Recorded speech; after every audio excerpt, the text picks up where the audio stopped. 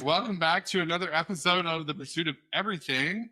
I'm joined today by my sister Cozi, who also works with me. She's crabby. She just came off the kitchen. Tired. Crabbier than normal. Yeah. Yeah. And our friend Courtney's here to interview. So Ask some questions. let's get started. Talk a little bit about the real estate market and kind of what's going on in Billings. Yeah. Around the state. So first, just to kind of start it off, like you said, you guys are brother and sister, Yes. both real estate agents. Yep. Part of Infinity Homes. Yeah. I've been selling real estate for over 20 years. Sick. And how long have you been doing it? Probably about 10. Okay. Cool. Mm-hmm. So what would you say today is kind of the biggest misconception that buyers or sellers have in the current market that we're in right now? I think the biggest misconception is that rates are going to come back down to that 2-3%. We're never going to see that again. So the rates where they're at right now are kind of the status quo. Maybe I would say that's probably the biggest misconception, unless you have like. Right. No, historically, 6.5 is a low interest rate. You know, when I first bought my first house 25 years ago, the rate was 6.5, and they said it's now we're going to get lower than this.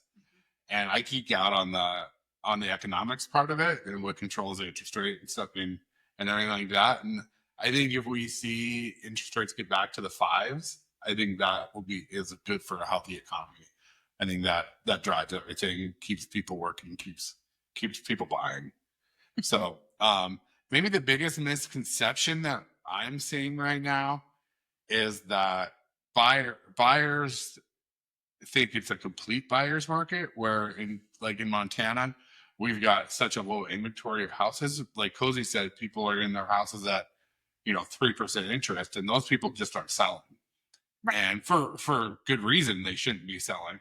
So I think that the lowball offers, the buyers thinking that they can come and lowball, is probably the biggest misconception, because a good market in Billings is like 800 to 1,000 houses on the market at any time, because we've got 120,000 people there, and we're sitting at like 400 to 500 houses on the market at any time. It made me think of another misconception, which is that the market's going to crash, right? Like, I had someone 3-4 years ago being like, well, I'm just going to wait for the market to crash. Well, he's still waiting and still renting, right? So that's money he's just throwing away because he's giving someone else equity. And the thing about Montana is we always feel any real estate trends last.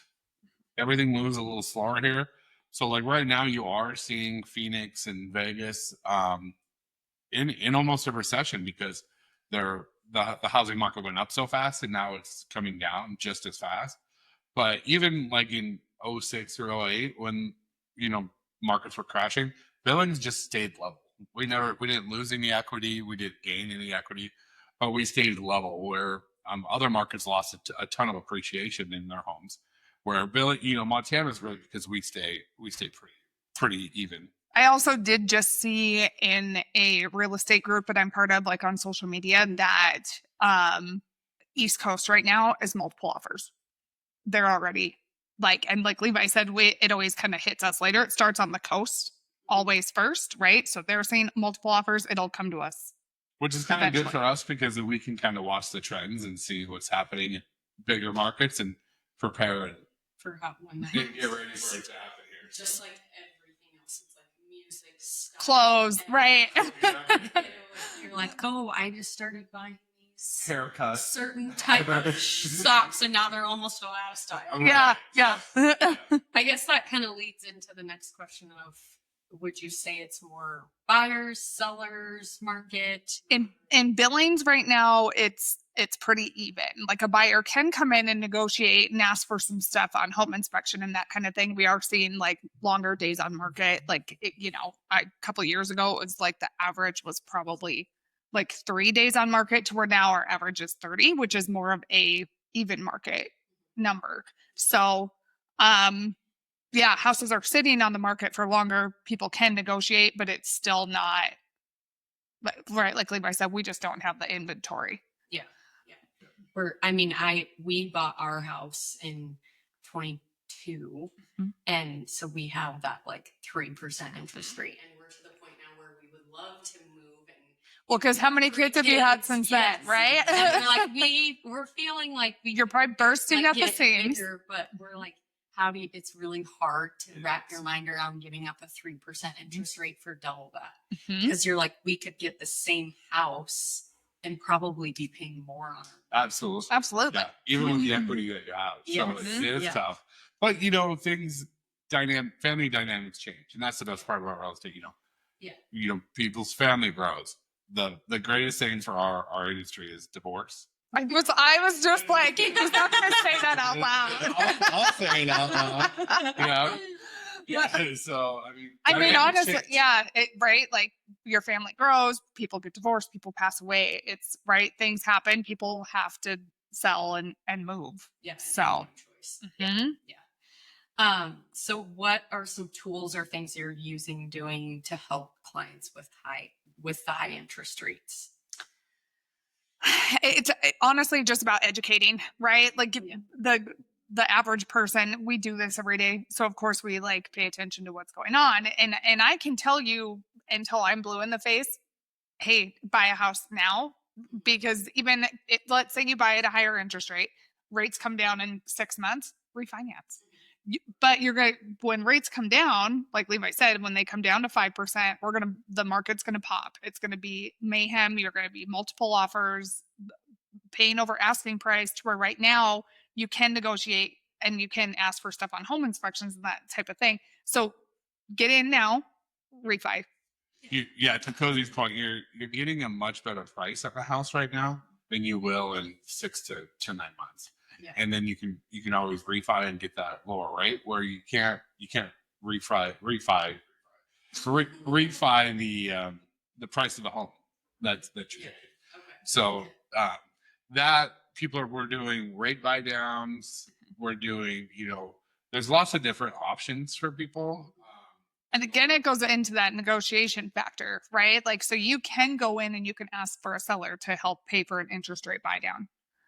To where explain to me like an interest rate buy down. So for the layperson. Yeah, absolutely. So actually what's funny is when the interest rates first shot up, everybody kind of started doing them, and they were doing like a 2-1 buy down. So that one would like buy down your interest rate 2 points for the first year, 1 point for the second year. And then by year 3, it goes up to the original rate that it was at. Under the impression rates were going to come back down. And they didn't, because now we have people that are like, hey, my rate's up. I got to sell. Right? So kind of the same thing. My family grew. We're in this house that we don't fit into. And now we're at a 7% interest rate because they were higher at that time than they are now. So basically what a rate buy down is the seller has to pay it.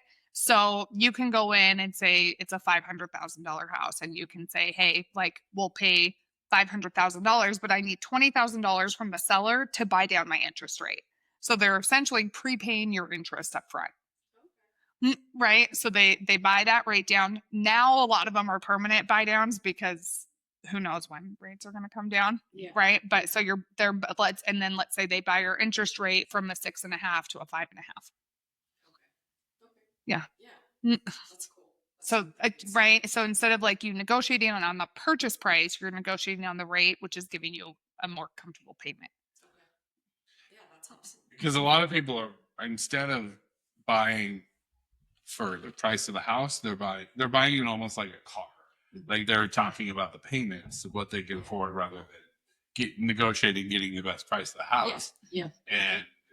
And which is not the correct way to do it. Yeah. We don't advise our clients to do that. Well, you think even as a home buyer, when you're going in to see like what you pre-qualify for, most people qualify for way more than what they think or what they're comfortable with. Yes. Mhm. Yeah. I'm like, when we went in to qualify for a house, we're like, you're going to trust us with that much money? Yeah. I'm like, Yeah. how would you even make payments on it? Well, and that's the right way to, we're comfortable paying X amount, even though we're pre-qualified for $1 million. Yes. We only want to spend, $650,000. Yeah. That's the correct way. But the the car purchase type, where like, oh, we can afford, we can we can do $1,800 a month, when really they should be spending 13. Yes. So Yeah. that's the dichotomy of it, where you have to be fiscally responsible, which we can advise our clients. It doesn't always look like that. Yeah. Which is good for the real estate agent too, because then they get over their head and then have to sell it. Yeah. Yeah. Yeah. Gotcha. So when you guys are hosting open houses right now, is that something that's like a hit, or is it kind of like you host an open house and you get 1, 2 people showing up? They're open houses. There's no rhyme or reason. We've tried to figure it out. Right, like Like we talked about in Mac's interview, I'm a baseball dork, so Yeah. like I try to get analytics on everything. Yeah. When I first started, I tracked months, days, weather. The only thing that will keep people away is wind. Yeah. Wind. If it's a windy day, nobody Nobody shows shows up. no, Nobody shows no up. rain. Rain stuff. Yeah. Rain is tough. The best day ever is the Sunday after Thanksgiving. Okay. People are sick of their families. Yeah, they're like looking for an excuse to get out. Yeah. Yeah, they want to get out of the Sunday house. after Thanksgiving and Father's Day. Father's Day. Yeah. Mother's Day sucks. Moms want to have their day. Moms don't give a shit about it. No, Father's Day. It's always like the dad's like walking in behind the family. Right. They want to be at home watching golf. Yeah. That's so funny. Yeah. It's funny, the correlation, because as an ER nurse, like textbook too, if you want a slow day, if it's windy or raining, like it's going to be slower in the ER than That's fine. Or right, maybe it's you're just across the board. for snowfall. I'm assuming you guys are always busy. People having heart attacks. Probably. yeah, sure. Yep, Yeah. Yeah. Snow doesn't keep people away. That's for sure. 4th of July. I would imagine the ER is pretty popping. Memorial Day and Labor Day. Awesome.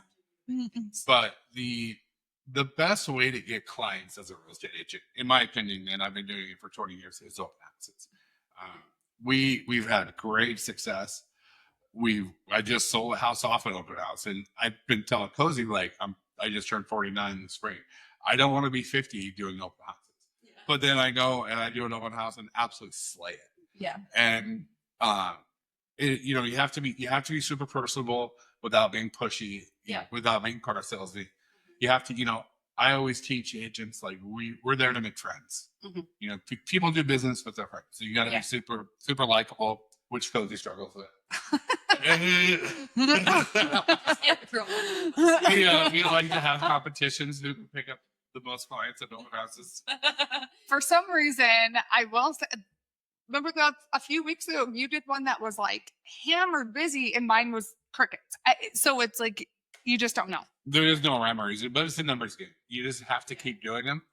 And if you make one friend, So, but Levi's looking at it from a real estate standpoint. If you're looking at it from like you're selling your home standpoint, to be honest, realtors do open houses to pick up new buyers. Yeah.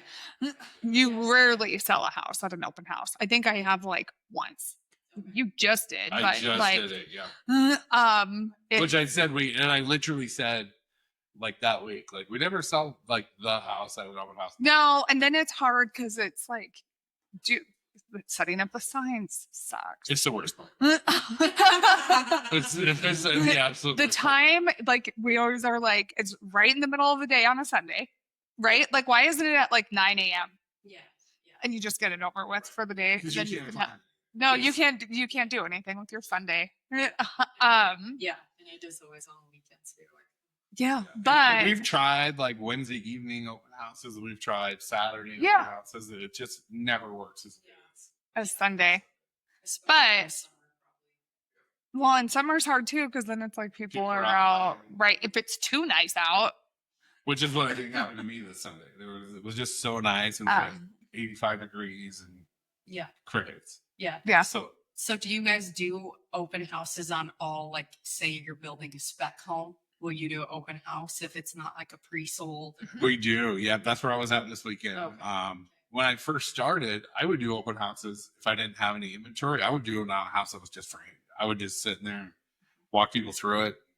There's just no better way to meet clients. There's Yeah. to Yeah. meet new people. There's obviously different ways to get clients when you're first starting out, but open houses is by far the best way. Yeah, when I first started, I would do Saturday and Sunday, and I do 2 a day. So I would do like an 11:30 to 1 and then a 1:30 to 3 at a different house. Because then just random people show up Mhm. and have never worked with a realtor Yep. before. And Yep. you're their realtor. hmm Yeah. Yeah. Yeah. That's awesome.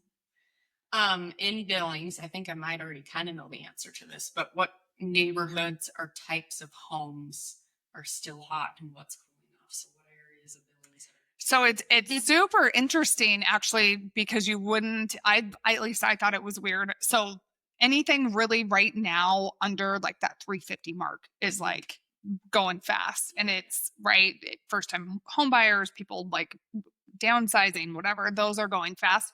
And then anything over $1 million is going fast. Anything between 350 and $1 million is kind of city, because our average. Don't sell my house.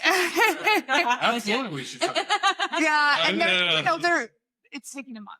You know, that 30-day, or if we're averaging, it's taking 60 days, because then the other ones are selling it too. So you're averaging at that 30-day mark.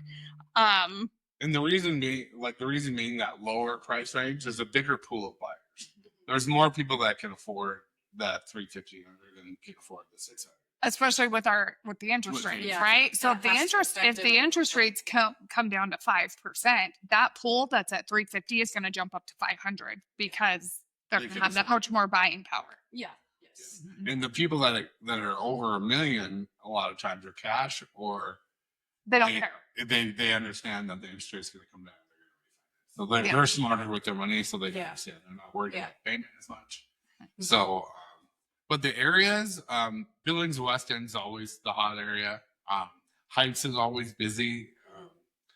But but down by the hospital in the tree streets, that's always very hot. Yeah, that like historic, those fly off. Those tree street So- runs. Like you list a house over there, and it's gone. Yeah, I think that's a specific like clientele too, that like they don't have the desire to ever live in a new home. They Uh-huh. want to find something old, redo it. Yeah. So Well, this and a kind lot of them are redone already, Yeah. so Yeah. that you Yeah. get that like Yeah. historic. Yeah. Yeah. yeah, and you're close to everything. You're close to the hospitals. I mean, Yeah. people like that. Heights has a lot more new construction than West End, just because there's lots of A lot of available inventory. there. Yeah. Yeah. Yeah, my wife wanted us to buy something down like the tree streets, but like I don't fit through the doorways. I don't fit in the bathrooms and those things. Like my shoulders straight the sides. I just don't want to. More than you know, guy. Like you get a Right. deal on your. I'm just a big donut. The shower is a big deal for me. I don't want like my shoulders to touch the sides. It's gross. Yeah. That's fair. That's fair. Do you think sellers are getting more realistic about their pricing, or are people still holding on to our 2021 dreams? Depends on the person. You know? I'll just say no. Yeah. If you, again, it comes down to like educating, right? If I can sit down and show you, like, here are the hard numbers, this is like what's happening. Some people will be like, okay, let's do it. And other people are like, well, my house is a lot nicer than my neighbors. We have a good dynamic in pricing.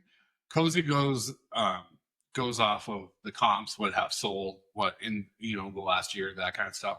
And I learned, and just kind of from being a seller all the time, that I go on what my competition is. If your house is on the market and then there's a house 2 doors down that's comparable, like I go against my competition. Yeah. Right? Either you want to figure out what the pros are of your house compared to the house next door, or pricing. You want to be underpriced a little bit. Because if they're going to look at one, they're going to look at the other one, right? If they're, Yeah. Yeah. So when we price stuff, it's a good dynamic, because we kind of average them in between and figure out the best price to list someone's house. And a lot of times sellers, they want to maximize their return. So we will put a price on that's probably too high for what's tolerable in the area. But we have a 10 days or a 10 showing rule. If your house is at 10 showings, or it's been on the market 10 days and you don't have an offer, then we'll roll price. That's kind of our rule of thumb. Yeah, and then there's also a risk with doing that, right? So that's kind of the conversation we have before pricing someone's house. Like, we can overprice a little bit, right? Like, I'm telling you, this is what your neighbor just sold for, or this is what your neighbor's on the market for, and you want to price 10,000 higher. If you have to come down on your price, you're sitting on the market longer, someone's going to come in and offer less. I would, right? If I saw a house sitting on the market, I'm going to go in and offer lower because then I think you're getting desperate. There's actually statistics like the longer your house sits on the market, the lower your final sales price. Uh-huh. Which makes sense. Mhm. Yeah. And there's no perfect rhyme or reason to it. It's just Well, and then it's, if I'm operating on a house for someone, like, I'm a shark, other realtors are sharks, right? Like, Yeah. we're like, I'm like, oh, you've been on the market for 2 months and you just dropped your price, like, blood in the water. Yeah. I'm going to come lowball. Yeah. Mm. Yeah. Yeah. Which is, I should do. and that's why you Real hire. person. Yeah. That's why you hire an experienced real estate agent Yes. because you want to get the best price. Yeah. Yeah. How are first time home buyers navigating the market? I know we kind of touched on that a little bit, and you kind of mentioned a lot about just education and guidance and hiring a realtor. Right. Like, not trying to do it by yourself. It's Right. so much harder to be a first time home buyer now than it was 10, 15 years ago. Just the prices are getting so high. They're, the wages aren't escalating as fast as the prices of the homes. And then the prices of the homes aren't coming down, which is fantastic for the seller, right? Because we don't have the inventory. It's interesting. And then- Finish your thought. Yeah, and then investors are coming in and buying these lower end houses. So it's a really tough time for first time home buyers. I mean, for kids that are, in their early 20s trying to buy a house, it's really hard to get that income level. So the key obviously is to know your market, get into a house, get into them right away when they're listed, get that agent in there to do the best job for you. It's a tough time. And it is they're like, right now it feels like a lot of buyers have like a lot of fear, which is totally understandable with like the way the economy is and, like what your payment's going to be at this higher interest rate. Again, it's why you hire like an experienced real estate agent to kind of help you through it because we've been saying it, every deal is a fight to get to close, right? Like you can get it under contract, but then it's like people panic and want to back out. But then you have to, that's again, as a real estate agent, you're kind of like counseling them through that. I like just had it happen this weekend, offered on a house, we sent a counter and they had already backed out overnight. And but then I'm having to tell the seller, like, hey, if they were already skittish, they would have backed out at some point anyway. At least it happened now. Yep. Every first time home buyer has a parent that's an expert Yeah. on home repairs and interest rates. Yeah. Yeah. Or when they come in, or right, I paid $80,000 for my first house in 1984. Yeah, crush their dreams. So if someone comes to you wanting to buy, is it something that you'd kind of like urge them to maybe wait a little bit, or now's the time? I know you kind of already spoke to them.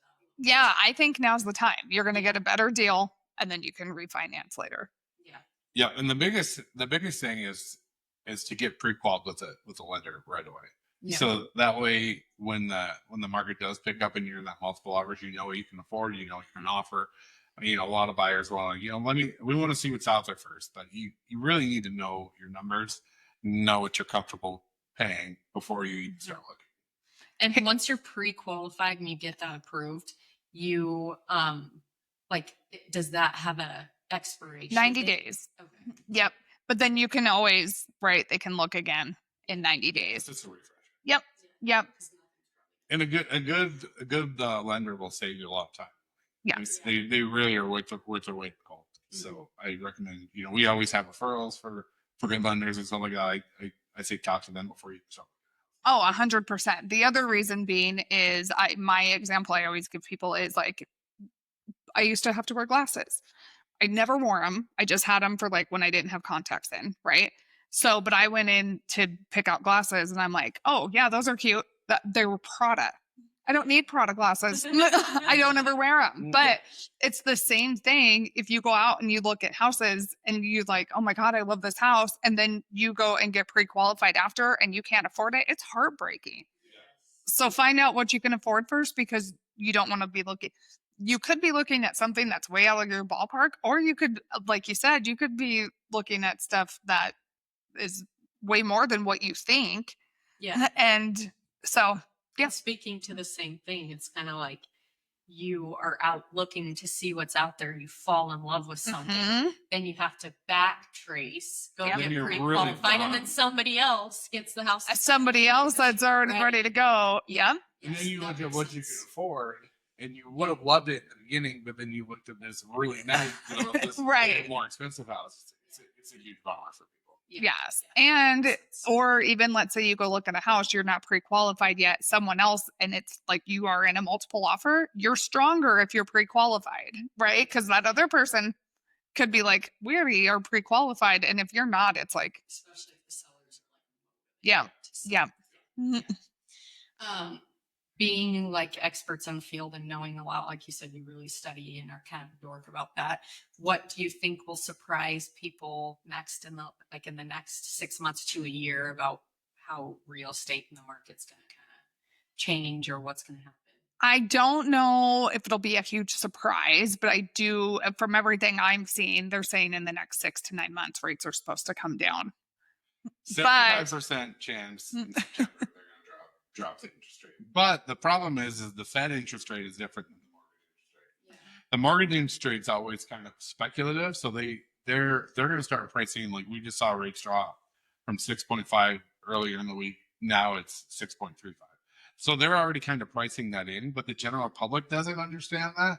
So they see in September, oh, the Fed cut the interest rate, but mortgage brokers they go on bonds, so they're already pricing that in. So then the general public thinks that interest rates are dropped when they really haven't. But what I think is going to surprise people is when rates drop into the fives, saying a year, it will be an absolute feeding frenzy. It's going to be, I feel like it's going to be like pandemic level in Montana, just because of our inventory. People are selling those 3% interest rates. And So even like think for yourself. Yeah.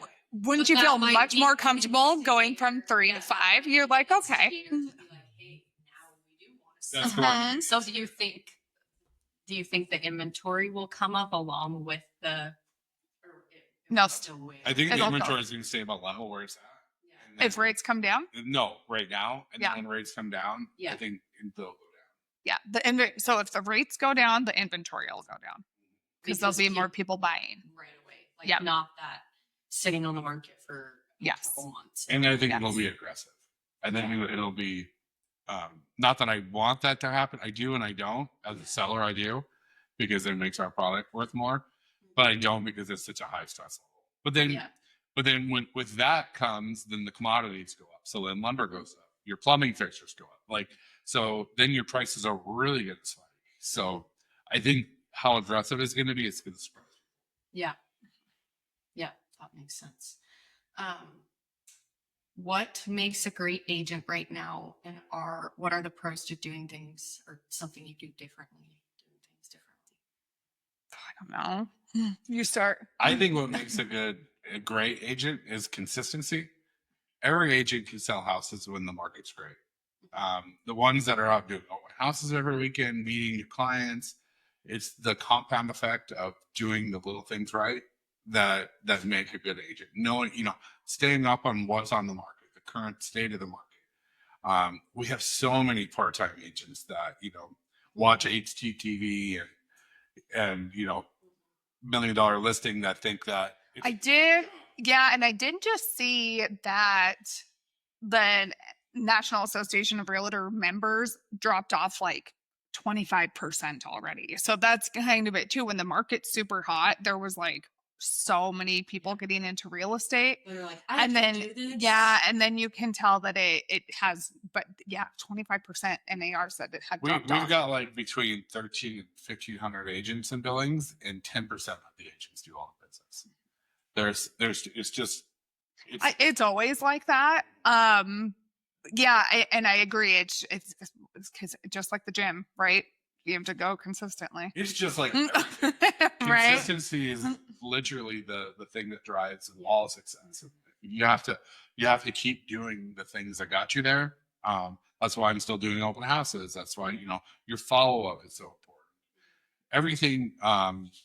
Everything is everybody wants to, the real glamour part of it, but it's showing houses on 8 o'clock on a Wednesday night. Well, and knowing how to negotiate is big right now, right? Because right when the market was so crazy, you didn't, as a seller, you didn't have to.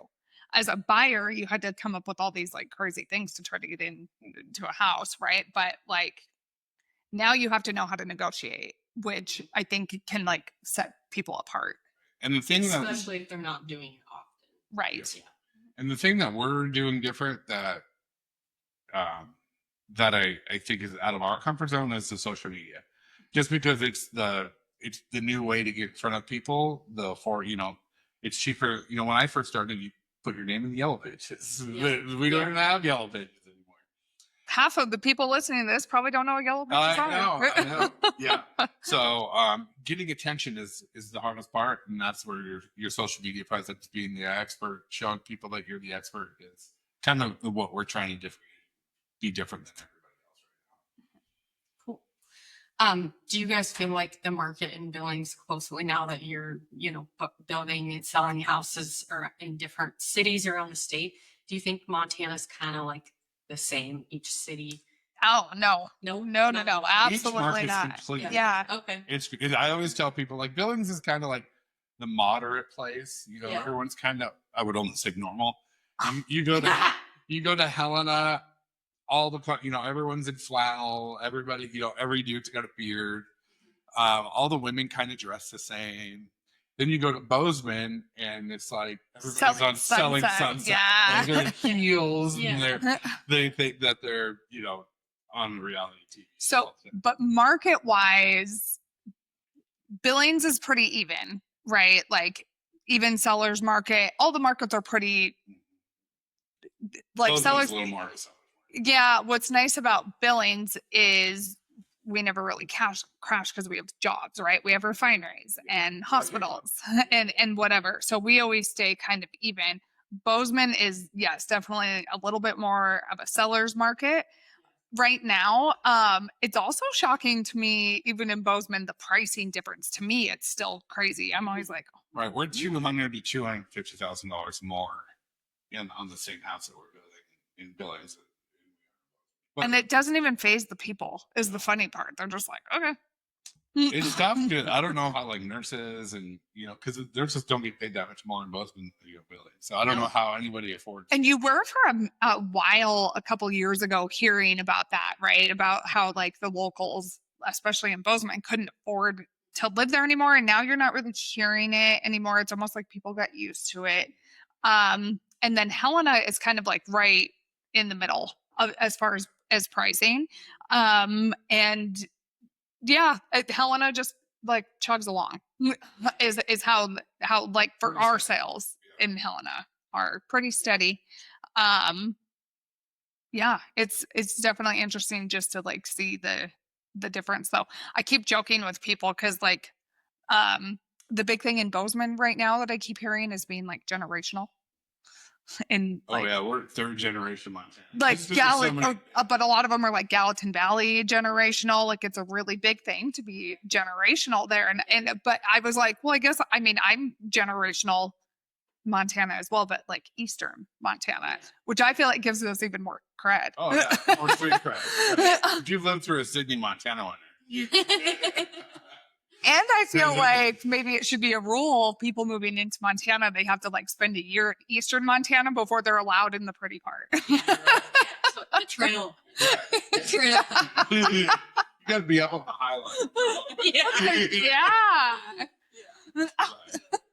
Go up to Opine for a while. Go live up there. And build your credit. Yeah. That counts for 2 generations, not 1. Use that Carhartt for a reason. Well, I just yesterday was on a flight from Seattle here, and the guy next to me was coming here to see if he wants to move here. And he asked me, like, how cold does it get? And I said, well, it'll get like 20 below for 2 weeks. And then I said, but we'll get over 100 for 2 weeks. And he was like, when does that happen? And I was like, right now. Like, did you? It's like, can I just stay on this plane? And just I know. August. August. I was like, did you not look at the weather before you booked a flight? buy some shorts. I was like, it's 90 degrees in Billings right now. Yeah.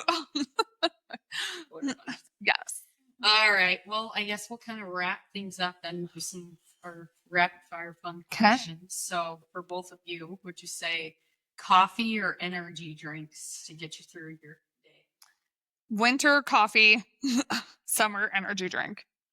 Coffee in the morning, energy drink in the afternoon. So I'm a Okay. taco twofer. You are a taco twofer. I like that. Black and bitter coffee, like my Which is funny. well, the bitter part. Anyway, Oh, let's see. What is like one tool or app that you feel like you can't live without in your day-to-day life? Builder, real estate. Or maybe it's just Spotify. I don't know. yeah. A lot of Spotify. I guess I'm like, what app do I use constantly? Yeah, I guess I'm on Instagram probably more than anything. Yeah. Not a ton of apps. No, I do. The I'm on. MLS? Yeah, I'm on the Yeah, MLS yeah. app a lot. Yeah. Yeah. My calculator. If you could give your 20-year-old self one sentence of advice, what would it be? Buy rentals, buy real estate. Every year, buy something. Mhm. And I still live by that. I still buy one piece of real estate every year. Yeah. Just as like in the purpose of being a rental or yeah. Because the key to all I know is real estate, right? We've talked about it on here before. Like I didn't graduate high school, I didn't go to college. I don't know anything. I don't have a 401k, I'm a business owner. So that is my only tool to build wealth. Yeah. I mean, I invest in the stock market and all of that kind of stuff.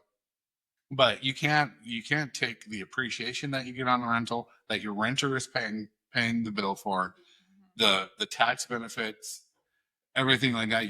I can't find a better way to build wealth. There's just no better way. And I like kind of piggybacking on his answer. Mine would be to myself, like start sooner. Right? Like Yeah. start as soon as you can. Yeah. Yeah. Because the next thing you know, 20 years later, you have $20 million in real estate portfolio that's worth $50 million, and somebody else has paid for it. Yeah. Yeah. That's incredible. Yeah. Obviously, there's pitfalls and downfalls, but managing tenants and all of that kind of stuff. But to me, it's the best way to build wealth, and the tax benefits, because then when you don't have to get too deep into it, but the 1031 tax exchange where you sell a rental, buy a bigger one, and then you're multiplying your assets. Yeah. Yeah. Cool. Become a farmer. Be nice to your weird uncle. Yeah. Maintenance. Yeah. Yeah. Okay, then the last one. I don't know if you guys have ever actually answered it, kind of, but hate to lose or love to win. I love to win. I feel like everybody knows that about me. And I feel like everyone should know that you hate to lose. I hate to lose at everything. Like I won't let my kids win a board game. I won't. We have open house competitions. I hate losing those. I hate losing when you can't control it. Like when nobody comes to your open house, like I didn't lose this weekend because she didn't do one. Yeah. So I literally took 2 days off. but Gosh, slacker. I know. I'll bleed out of my ears before this. Yeah. Is that, and I know you said you keep a tally. That's kind of typical, like male, female. It's mostly female like to win, and most guys hate to lose, or Yeah. they say they hate to lose. I always kind of wonder because it takes a special messed up human being to hate to lose. Yeah. We've talked about it before because my thing is I expect to win. When you're doing the little things, when you're doing everything right day to day, you expect to win. So it's not as exciting. No, it's not. You just expect it to happen. Mm-hmm. You're ridiculous. Awesome. I'm gonna say that you expect to win even when you're not doing the little things, right? Oh, 100%. is your problem. We talked Because I about have done the little things before. we talked far. about it in the last podcast. Like I'd show up to wrestling tournaments without even going to practice and expect to win. Yeah. Most of the times I did, but I still expect. And when I lost, I couldn't understand why I lost. Yeah. Right. Yeah. I thought this was good. This was good. Yeah. Cool. Thanks, guys. Thanks for joining in to another one.